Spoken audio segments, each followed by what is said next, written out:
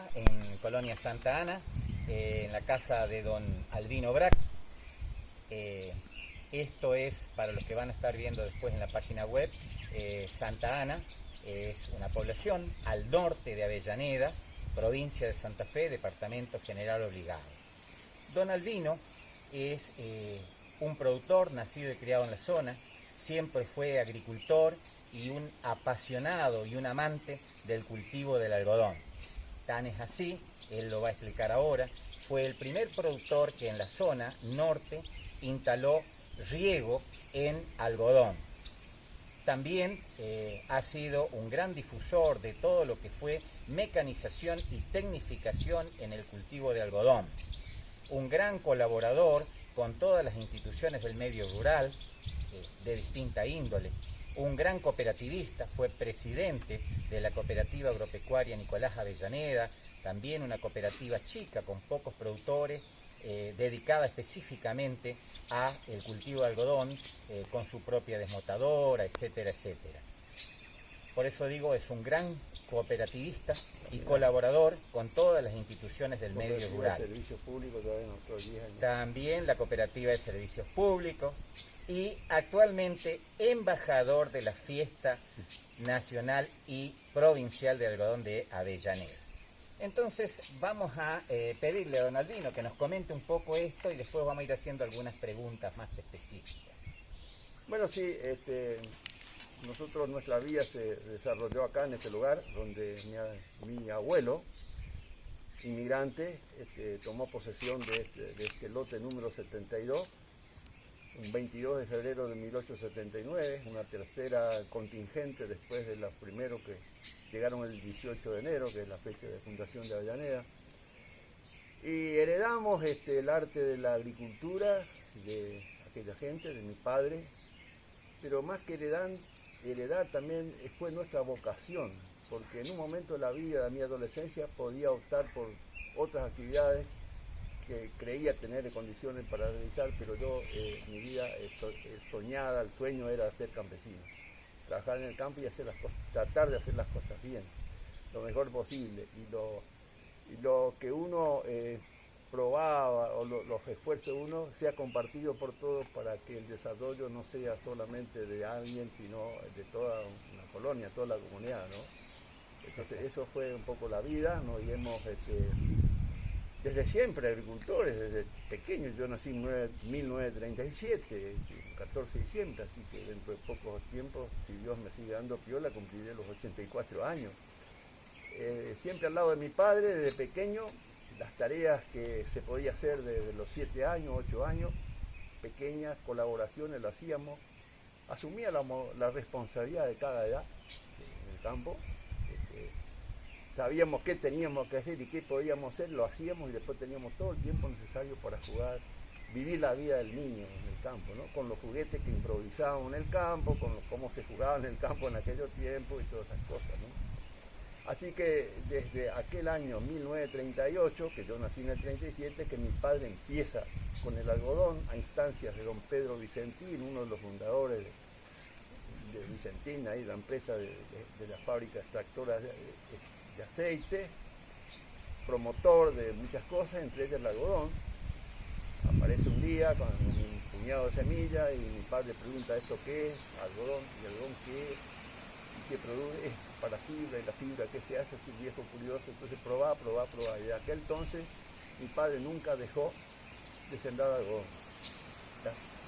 Ahora, don Albino, en aquellos años, imagino máquinas muy rústicas, porque no existían las sembradoras que hay, que vinieron muchos años después. A ver, el algodón, la semilla de algodón, más grande o más chica, siempre fue la misma, ¿no es cierto? Pero creo que en aquellos años probablemente lo que más se sembraba tiene que haber sido maní. Entonces, creo que dista mucho de una semilla de maní a una semilla de algodón. ¿Cómo improvisaron para empezar a sembrar el algodón? Yo creo que todas las cosas tienen una razón de ser, un porqué. Porque es cierto, mi abuelo sembró trigo y maíz. pero el trigo tropezó con el manejo del trigo, no se puede, es muy dificultoso para emparar, algo que se desliza mucho, y pasaron al lino, porque el lino es más fácil para manejo, para emparar, lino y maní es lo que se sembraba, y maíz para el consumo. El maíz siempre acá en aquellos tiempos se sembraba para el consumo, porque había muchas gallinas, había chanchos y animales que había que alimentar con el maíz. Yo no lo leí y debe tener algo, un asidero esto de promover el algodón, porque el algodón fue promovido a nivel nacional por el gobierno nacional. El crack del 30, que produjo el quiebre mundial, los granos, que era el principal recurso de Argentina, cayeron totalmente. No se podía vender grano, no había mercado, no había precio. Entonces como que el gobierno buscó alternativas para el campo, y por eso, porque yo tengo por allí, y no lo encuentro todavía, un manual editado por el Ministerio de Agricultura de la Nación, un manual de siembra del algodón del año 1932. Y acá en la década del 30 se empezó con esto, así como mi padre en 38, hubo otros que empezaron antes a probar el algodón, porque la Unión Agrícola en sus registros, en sus memorias, en el año 1936 ahí consta unas primeras entregas de algodón. Así que ya se sembraba algodón y ya en 1936 se registra la primera entrega de algodón. Yo pienso que fue como una alternativa, una búsqueda de algo que no sea cereales para una actividad alternativa, un emprendimiento para el campo, ¿no? Y bueno, como toda novedad, en un principio, la gente acostumbrada a sembrar el lino y el maní y el maíz para el consumo, venir con un cultivo totalmente diferente. Muy distinto. Muy distinto, salir del clásico grano, cereal, la harina y de fibra. Le costó aceptarlo, incluso mi padre, cuando la gente se enteró que había sembrado algo que era distinto, que se llamaba algodón, se resistió mucho. Lo criticaban a mi padre, es decir, vos venís a esto acá que va a arruinar la tierra, va a estropear esto va a ser una maleza, esto no sé qué, unas cosas así, como la gente siempre cuando no conoce algo por ahí se arriesga. Y bueno, este puñado de semillas que mi padre sembró con una azada y lo tapaba con el pie, unos pequeños liños, y la gente pues fue sembrando así, probando pequeñas parcelas, a mano, con herramientas, con azada, hasta que cuando ya se interesó, cuando vio que era algo que se vendía y que tenía valor, entonces, bueno, ¿cómo hacemos para sembrar 1, 2, 5 hectáreas? Y se le ocurrió utilizar los cajones sembradores que se usaban para el maní, que no eran iguales a la sembradora de grano, que tenían los tachos con una placa giratoria, qué sé yo, no. Entonces, la semilla de algodón con peluda, no podía ser sembrada con ese tipo de sembradora. Se le ocurrió utilizar el cajón sembrador. El cajón sembrador era algo que se colocaba sobre la sembradora común, se sacaba los tachos que tenía para los granos, se ponía un cajón y accionaba por correas. Al caminar la máquina había un mecanismo que accionaba la correa. Esas correas de cuero que tendrán unos 5 o 6 centímetros de ancho, con cucharitas, cada 15 centímetros, una cucharita remachada, y giraban, digamos, subían con la semilla en la cucharita y al dar la vuelta en el borde del cajón caía en un tubo y se sembraba. Probaron con eso, pero como la semilla peluda tampoco funcionaba, entonces le ocurrió embarrar la semilla en los patios de tierra, como acá no había césped, esparcir la semilla que no se deslindaba, eso venía así como pequeña cantidad de agua con una escoba, se dejaba secar, y ese grano ya era más manejable, más suelto, digamos, ¿no? Para poder sembrar. Claro, además tenía más peso. Algo parecido a lo que se usa ahora con el peletizado de las semillas. Exactamente. Exacto. Y ahí, allá por el año 1950, aparecieron unas sembradoras manceras importadas de Estados Unidos con el clásico tacho que venía adaptado para la semilla de algodón, con una estrellita, con el disco giratorio, que después obviamente cuando empezaron a entrar los equipos de los tractores con sembradoras, esas ya venían, la sembradora con ese principio. Y fue un sistema que después fue copiado, sin duda, o perfeccionado por la industria nuestra, que también produce sembradores, ¿no? Inclusive llevaban un removedor Exacto, unos palitos porque la tendencia de la semilla es producir ahí un vacío. Exacto. Entonces giraban falso y no sembraban, precisamente. Y ese tacho, como es el cajón sembrador, y acá en casa se dejó el tacho por la mancera. Y el escardillado no había problema porque la regularidad de distancia entre el liño y el liño era el aportador que caballaba el surco. Entonces no había problema. En cambio después cuando una sembradora de 4 tachos tenía que ser escardillo de 4. Más precisión. Más precisión para no cortar las plantas, ¿no? Eso fue lo que fue la siembra, ¿no? Y bueno, después obviamente que la limpieza, el escardillado, las malezas, todo eso, los escardillos y todas esas cosas, ¿no? Para el primer tiempo del algodón. Las variedades que se usaron primitivamente eran algodones altos. Yo recuerdo a mi padre, chiquito, cosechar algodón parado, apenas se le veía, no era un hombre muy alto, pero tampoco muy bajo, pero un hombre mediano, pero se le veía la cabeza sobre el algodón, tanto que ponía una banderita, una picana con una banderita para saber dónde le había dejado la bolsa o dónde había dejado la botella del agua que tomaba con mi madre. Exacto. Ese era el porte que tenían las plantas de algodón de aquellos tiempos, eran algodones gigantes, eran algodones altos, ¿no? Después vino la tecnificación, la genética y mejoró las variedades, ¿no? Claro, se fueron adaptando a las variedades. Es decir, la transición del algodón el tiempo se fue dando paulatinamente en la medida que el algodón demostró el valor y la conveniencia de sembrarlo, y se fue dejando automáticamente el maní, que venía con muchos problemas por la cosecha. El maní, ¿no? El maní es un grano que se produce bajo tierra, se cosechaba en marzo, abril, cuando empezaba la lluvia. Cuando empezaba las lluvias, y cuánto ha renegado la gente para salvar el maní, arrancarlo a mano, días enteros, ponerlo con las cápsulas por arriba y qué sé yo, ¿no? Un trabajo realmente muy pesado, ¿no? Entonces se optó inmediatamente por el algodón. Y también apareció en la década del 40 el girasol, ¿no? Entonces ahí también el lino también se empezó a aflojar un poco, entonces ya se sembraba algodón, lino, girasol.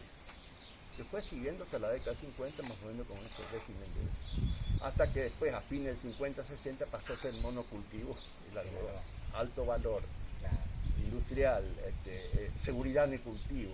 No hay ningún cultivo, no había, no sé ahora, que le ofrezca las seguridades que le da el algodón. Resiste la sequía, resiste el exceso de lluvia, resiste un montón de cosas que no lo resisten otras sementeras. Es una rusticidad propia para nuestra zona, para nuestras zonas marginales, ¿no? Sí. Don Albino, con respecto a las maquinarias, porque una vez cuando va, por ejemplo, a la fábrica de Dolby, se encuentra con algunas sembradoras o algunos escardillos que fueron diseñados por ellos acá en la zona, que también eran productores, ¿no es cierto?, pero que datan de muchos años, ¿no es cierto? O sea, esas maquinarias que venían, la gran mayoría de Estados Unidos, fueron adaptadas y mejoradas a nuestra zona. ¿Fue algo así en su inicio, digamos? Sí, esos equipos que se decía, vamos a ver, las marcas, John Deere, Farman, Internacional, Alistarme, también venía el equipo completo, venía arado, escardillo, sembradora con la adaptación para granos y para algodón. Pero tenía la dificultad, el acople de esos elementos, porque había que ensamblarlos, no era la facilidad de un enganche rápido para aplicar, para usar el mismo tractor.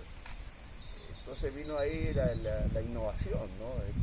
Los principios de los tachos, del mecanismo, siguió siendo, se perfeccionó probablemente, y sacar una máquina, producir una máquina que sea más adaptable a las irregularidades del suelo, más rápida de enganchar y desenganchar, un montón de cuantas ventajas que esta gente, yo lo conocía, los fundadores, don Alberto Bianchi, y hermanos de don Humberto. Yo creo que tenía la número 1 o número 2 de su sembradora que empezaron a producir frente al Círculo Católico de Obreros ahí. Y un día Humberto me dijo, este es el viaje número 12 viajes que hicimos hoy con estos tachos. Vamos a la colonia, probamos y vemos los efectos y venimos y corregimos y volvemos, vamos y volvemos con un vaqueano. Todo eso costó horas, dedicación, pasión para lograr una máquina que hoy vemos lo que es. Hay todo un proceso. Todas esas máquinas han mejorado, la siembra, han adaptado, nacía muy bien, la siembra uniforme, profundidad uniforme, emparejar el suelo, un montón de cositas, detalles que hacían mucho más prácticas que aquellas sembradoras que venían importadas, ¿no? Que además con los años de uso ya pasaron a ser obsoletas, ¿no? Ese tipo de máquinas, con la John Deere tenía que ensamblar en el frente del tractor, la otra también. Sí, yo recuerdo, por la ejemplo... Licharme no venía para el enganche, no tenía 3 puntos, tenía 2 puntos, pero se enganchaba atrás del tractor, era ya un poco más fácil. Claro, yo recuerdo mi padre, que también fue algodonero toda su vida, tenía un Farmal y el tractor quedaba puesto dentro de la sembradora. Exactamente. Entonces eso no era para decir, bueno, tengo medio día para sembrar, sí, sino que había que preparar el suelo y cuando había que sembrar se sembraba en lo posible. Primero que no era fácil, como usted decía, de enganchar y desenganchar la máquina, o sea, montarlo sobre el tractor. Entonces, estos equipos producidos en la zona o mejorados en la zona hicieron de que le facilitara de alguna manera la tarea al productor. Cosa que obviamente John Deere y todo eso después hicieron lo mismo. Y, inclusive sin necesidad de la mano del hombre, el John Deere creo que hasta arrimar y hacía un clac ahí y se enganchaba solo la máquina, ¿no? Pero esa sembradora facilitó enormemente, porque sí, como usted dice, en algodón a veces era cuestión de horas aprovechar las condiciones mejores, de humedad, de temperatura. El algodón no es, hay que conocer bastante. Es muy delicado el tema de manejar el momento oportuno y no es cuestión de perder tiempo, ¿no? ¿Cuántas veces la gente dice, justo ahora se me rompió el tractor, que de cuánto? Sí. Y cuando venía tiempos de lluvia, cuando usted disponía de un día, y después volvía a llover, y ese día tenía que aprovecharlo íntegramente. Obviamente que después de la sembradora, también el descardillo, acorde a esas mismas características para el descardillado y todo eso, ¿no? Exacto. Don Albino, ¿y cómo era, digamos, la cosecha en aquellos años? Porque hasta ahora estamos hablando, bueno, del cultivo, de la siembra, el descardillo, o sea, las labores culturales, como mencionan los ingenieros agrónomos, ¿no es cierto? Una vez que el cultivo emergió, nació, también podemos hablar de todo lo que es las enfermedades, malezas y demás, ¿no es cierto? Pero hay un paso también importante después que viene la cosecha, porque no se sabía, no se conocía el cultivo. Bueno, hasta 1950 la única plaga conocida y que se combatía era la oruga de la hoja. Perfecto. El clásico arseniato de plomo, pero antes el arseniato era líquido, algo soluble, un cal que pintaba el algodón. La oruga tenía que comer eso y moría, con unas bombas, con equipos precarios. Pero antes del arseniato de plomo estaba el famoso verde de París, que era un polvo que no era soluble, había que mezclarlo con harina, con unas bolsitas de lienzo. Polvorear. Sacudir así, o el caballo era ideal porque el trote del caballo hacía que entonces ese polvillo se adhería a la mañana temprano y era también eficaz para la oruga, la hoja. Pero después, ya cuando las variedades se fueron perfeccionando, ya no eran aquellos algodones rústicos, sino fueron más trabajadas las variedades, apareció Linta, que nos enseñó un montón de cosas, a combatir otras plagas que no la conocíamos.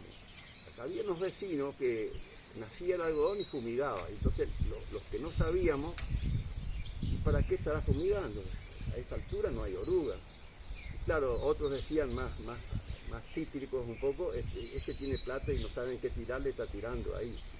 Entonces yo curioso, un día me arrimo, usted, don Celestino, ¿por qué locura usted a esta altura recién nacido de algodón. Era duro de dar su... venir, pasar, cruzar el alambrado, y abrió una hojita de algodón, vos ves algo acá, no veo nada, mirá bien, así veo unas cositas que se mueven, ajá, y eso te tiene, ¿y esto qué hace? Mastica el cogollo, lo chupa y lo frena al algodón. Porque la gente hasta ahí decía, no crece el algodón, se arroja porque hace frío, por el fresco. Pero era esta plaga, el trip famoso, claro, que hacía perder hasta 30 días en el desarrollo de la planta del algodón. Eso fue un gran salto, conocer las plagas, después el pulgón, el trip y todas esas cosas que se fueron combatiendo para ayudar al algodón a que en su tiempo crezca y se desarrolle, ¿no? Y después aparecieron los puras semillas, pero ya hay que hablar más adelante. Uno de los grandes avances fue con las plagas tempranas de algodón. Conocer y combatir las plagas, se ganaba mucho tiempo. Y una sanidad excelente en el algodón. Inclusive, quizás unos años más para acá, digamos, ya conociendo las plagas y todo eso, el INTA Reconquista desarrolló la tecnología de las cortinas rompevientos. También hemos hecho, sembramos maíz. Exacto. Cada 32 líneas de algodón, me acuerdo. Había que hacer salía bien, sembrar antes el maíz. Exacto. Cuando casi el algodón ya, muy eficaz, a 2 puntas, porque esas cortinas de 5 líneas, 6 de maíz, lo que vendía eso. Sí. Por eso del espacio, no sé, el maíz, además... Sí, los líneas de bordura por sobre todo. Exactamente, y protegían, porque se había medido, había 2-3 grados de diferencia entre las cortinas, a la mañana temprano, ese fresquecillo del mes de noviembre, que por ahí hacía sufrir, lo demoraba el crecimiento, necesita calor. Eso rompía esa corriente franca del airecillo ese, y esa turbulencia hacía que la temperatura se mantenga un poquitito más alta, ¿no? Y la cosecha de aquellos tiempos era manual, totalmente manual. En los primeros tiempos era la familia y algunos peones, ¿no? La década del 40, la familia, los hijos cosechaban algodón, la mamá, el papá, todo, que tenía un cierto tiempo cosechaban. También gente acá, pero después cuando se fue incrementando el área de siembra, hubo que acudir al cosechero, al peón golondrina, nutrirse de mano de obra, de las ciudades aledañas, de las provincias aledañas, contingentes numerosísimos de familias en la década del 50, a cosechar algodón. Las condiciones que se exigían hasta la década del 50, del 60 y algo, el algodón tenía que ser cosechado limpio, seco y embolsado. Cualidades industriales que nunca creo que se volvió, digamos, a aquellos tiempos por las condiciones que se exigían para cosechar algodón. Finalizamos aquí esta primera entrevista con don Albino Brac, productor algodonero, como lo mencionábamos, a quien agradecemos infinitamente, y ya vendrán otras oportunidades donde él avanzará contando sobre cómo fue la historia del inicio y hasta llegar prácticamente al presente con el algodón en nuestro querido norte santafesino. Muchísimas gracias.